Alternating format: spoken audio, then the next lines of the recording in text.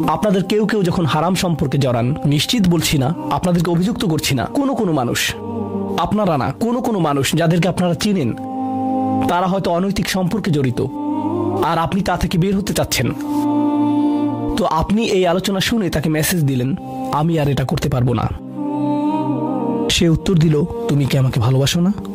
তুমি এখন আমাকে ঘৃণা করো? তুমি কি মনে করো যে আমি তোমার জাহান্নামে যাবার কারণ?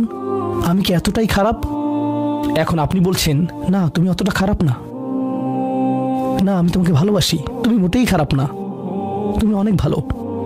ঠিক আছে, যদি আমার সাথে সম্পর্ক সমাপ্ত করতে চাও, আজকে রাতে আমার সাথে দেখা করো, আর আমার মুখের সামনে এটা শেষ করো।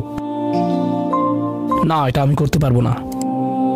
ঠিক আছে, তুমি আমাকে ঘৃণাই করো, আচ্ছা ঠিক আছে, আমি আসছি।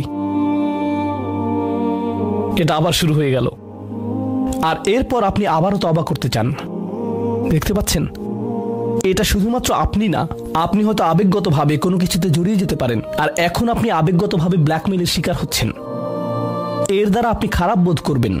আপনাকে এর বিরুদ্ধে যুদ্ধ করতে হবে, আপনাকে এটা অবদমন করতে হবে, আর আপনাকে উপলব্ধি করতে হবে যে আপনি হয়তো কাউকে হতাশ করছেন, কিন্তু আল্লাহকে সন্তুষ্ট করছেন। আর আপনি এটা শুধু নিজের জন্যই করছেন না, বরং এটা ওই মেয়ের জন্যও করছেন, বা ওই ছেলের জন্যও করছেন যে আপনার মেসেজের জবাব দিচ্ছে। সে আল্লাহর সামনে দাঁড়াবে, এটাও আপনি চান না। আপনি যদি তাকে আসলেই ভালোবাসেন, শুধুমাত্র যদি তাকে কামনা না করেন, বরং তাকে ভালোবাসেন, তাহলে আপনি তাকেও রক্ষা করতে চাইবেন।